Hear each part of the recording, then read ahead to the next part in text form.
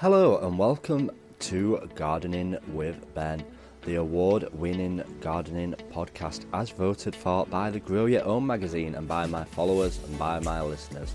I hope that you have all clicked that subscribe button. If you're new to the podcast channel, please do click the subscribe button and then you get notified of all the new podcasts that get launched. And if you're not following me on Facebook, Instagram, YouTube and TikTok, make sure you look for Gardening with Ben and follow me on all my social medias. So sit back, relax, grab a brew and let's enjoy today's gardening podcast with Ben. Hello everyone and welcome back to Gardening with Ben. I hope you're all alright and I hope that you've had a fantastic weekend. It's been a while since we've done a podcast. I keep doing this. I record for a few episodes and then I have a little dropout. But we keep popping back with these episodes and I know people are enjoying them as I can see how many people are listening to them. So yeah, it's really encouraging to see how many people listen to them. And obviously I've got my other podcast channel as well, which is called Garden and Allotment Tips Podcast. And that is where I share just short little episodes talking about just different subjects and different things to share with you. So if you've not listened to that podcast, have a listen to it. I'm going to be recording some episodes for that for the coming week, so make sure you have a listen to that and subscribe to that one as well, and then you'll get notified when new podcasts come up. And I know most people probably do click that follow button and then you do know when exactly I'm going to post an episode. So yeah, make sure you head it up. So what have we been up to recently? Well, it's been busy and I'm getting ready for the drought what's coming. Well, we are already in drought weather, so they say, but I've been preparing for it because obviously we're having the hosepipe ban and ours starts on the 26th of August, so I've been getting some water barrels ready and filling them up with water, saving it all ready for watering with a watering can rather than a hosepipe, doing my little bit towards helping out obviously. But I think in some areas you can actually use hose pipes if you're watering vegetables, but don't quote me on that. So yeah, we'll have to have a check out that and see what exactly the rules are behind everything. But there's not a lot of things growing at the moment. There is still a lot to harvest. We're still harvesting absolutely loads. It's unbelievable how much we are harvesting. And wow, it certainly is delicious. I've finished harvesting the rest of my plums now. They're all picked. And I've given the tree an absolutely massive pruning. It had gone wild over the years and I've literally took it back to all the branches. I know I'm not going to get any plums on it for probably next year or maybe the year after, but it did need a good chopping back because it was getting way out of hand and it was getting too tall as well. We're only meant to have them to a certain height on the allotment, so I've got to keep it under control. So we've given that a good pruning back. There is a bit more that I need to saw off on the tree and take it back a bit because a couple of the branches are starting to twist over and cross one another. I know you're not meant to let branches cross one another on fruit trees. You need to let the air get through the fruit trees, and that's one thing that I need to make sure that I do. We've also been harvesting all my autumn raspberries. They're all coming through really well at the moment, and it's amazing how big punnets I'm collecting of them each day. I really do prefer the autumn ones to the summer ones. They just seem a lot tastier and a lot bigger in general. So yeah, hopefully we'll still keep on picking them for the weeks to come because we've got lots of flowers on them. And talking of picking, I've been picking my thornless blackberries as well. They've done so well, absolutely amazing. And the thing is that obviously there's no thorns on them, but what I've noticed is that once you pick them, they seem to last longer than normal ones. Other ones, they'll only last a couple of days once you pick them. But I've had some on the side for up to 4 or 5 days, and they've survived. So, bizarre. It must be the genetics in them, what they've made from them. So yeah, we will be doing that, and hopefully picking lots more of them, because there's still lots of flowers on them as well. I'm surprised how much they've actually grown in the first year, and I'm really surprised that they are starting to shoot off. So hopefully we'll have even more to harvest next year, seeing as these are just like first year plants. These ones, I planted 3 of them and we got a decent crop from them, so we'll see if we manage to get some more next year. But I'm hoping to give that area a bit more of a revamp. I gave it quite a bit of a refurb this year, planted all my strawberry plants in there and just tidying it up in general, but I want to give it a massive revamp, that area, as that's going to be a main area for growing fruit in, and it's certainly paid its price this year with how much fruit I've got off it, from the strawberries, the blackberries, the raspberries. I've got raspberries on there as well now, and I've also planted some loganberries there, what my dad had taken cuttings from his, and I planted them, and they're thornless as well, which is fantastic. But they have longer like whips what they create, and they can go on for ages, and they can do really well. So we need to put some supports up for them to grow up as well. So I've got to make a bit of a design over winter of what I plan to do. It's going to be probably not one of my best designs, like I always say. I'm not brilliant at DIY, but we give everything a shot and we give everything a try, so hopefully we'll get some decent crops and decent produce from it as well. So you'll have to stay tuned to see how well we get on with our designs and our winter projects over the coming months. You'll have to make sure that you do follow me on Instagram and Facebook, because I do share lots of posts on there, and yeah, it's pretty good. And it's funny because I find out this week as well if I've won the best gardening influencer. I'm up for an award for that this year. Hopefully, fingers crossed we do. Hopefully enough people voted for me. It's through the Grow Your Own magazine. So it goes out to all the general public, a lot of people that probably don't even listen to me or know me. So we'll see if they actually voted for me. You never know, we might have won, hopefully, fingers crossed. Then I'll be able to put it on the intros. But I don't do it for the recognition, I do it for the joy that I bring to people.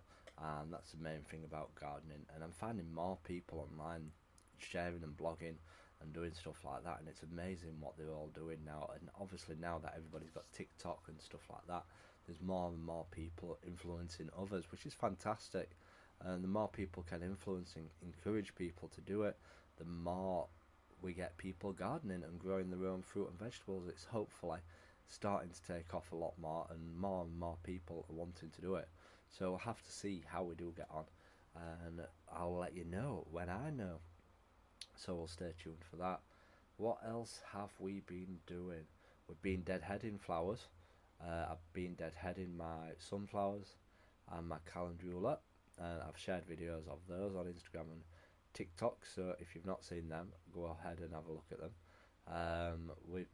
Obviously some of the sunflowers are starting to die off a bit now, so we've been deadheading them. I've learned from my mistake. Last time I put them on a shelf and the rats and the mice ate them. This time I'm hanging them up, so hopefully, unless they can crawl across my top of my polytunnel roof, we'll see if they actually manage to get it or not.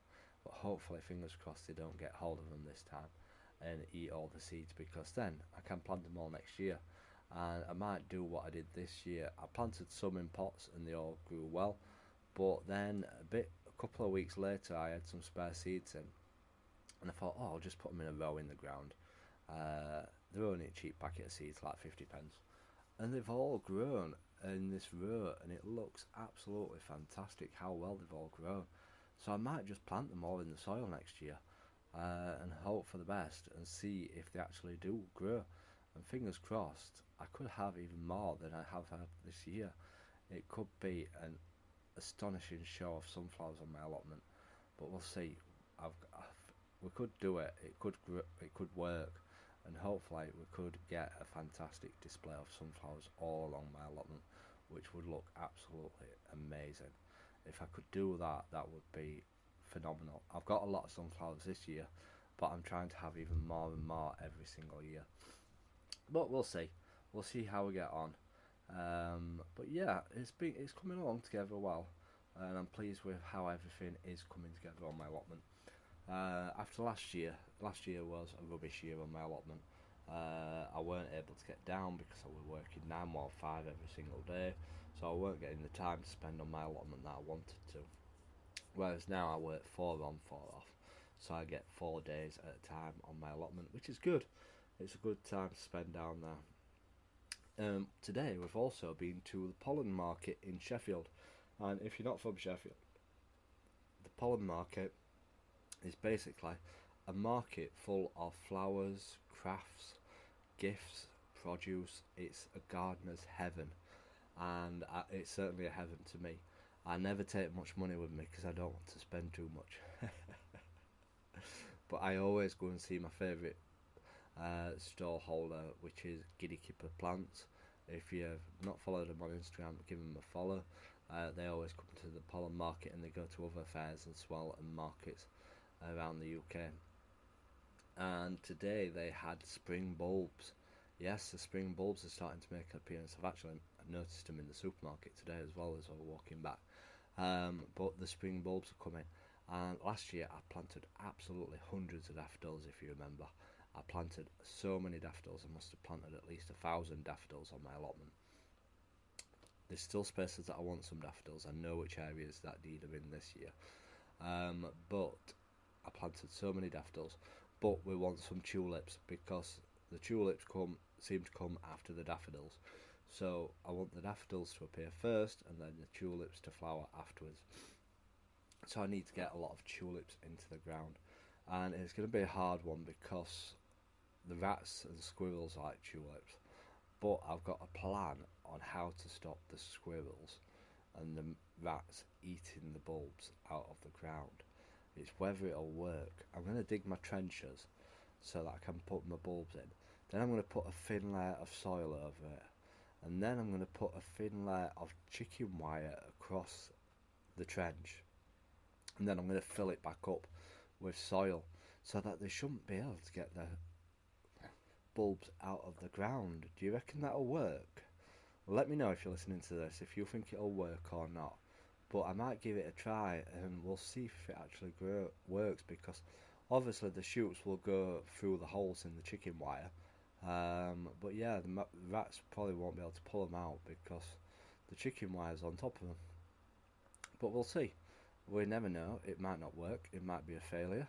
But it's worth a try. And it's a shame when you plant all the bulbs and the bloody pesky squirrels come and eat them all and take them all, because that's why I'm having to put more tulips in this year, because I used to have quite a lot in, but they seem to be less and less appearing. Well, they were last year. But yeah, hopefully we're going to make a full spring display at the front of my allotment. This year the summer display on my allotment is absolutely amazing.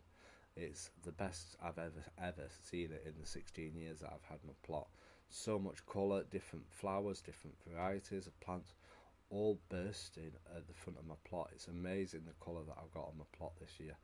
And everybody else on allotments have been commenting how nice and how wonderful it looks. And the bees are obviously absolutely loving it as well, because the bees are always on me, going from flower to flower. They absolutely love it all, and they're just buzzing around, buzzing off the pollen. But yeah, we've been very busy, and hopefully we're going to start picking things up a bit more as well on the social media side of things. So stay tuned for new posts, new videos and new podcasts. So until next time, remember, keep smiling, keep gardening, and keep listening to Gardening with Ben's podcasts.